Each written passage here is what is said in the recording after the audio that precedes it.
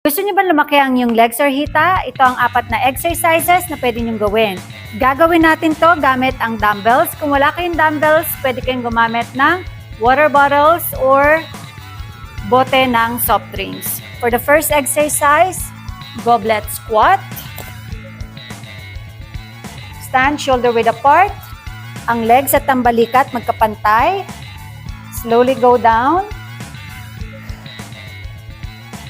3, gawin nyo to ng 10 repetitions. Suitcase squat. Stand shoulder width apart. Go down. Gawin nyo rin to ng 10 repetitions. Ilagay ang paa sa tapat ng heel ng isa pang paa. And then, squat position. Lahat ng weight nasa working leg or kung saan naka-flat ang planches.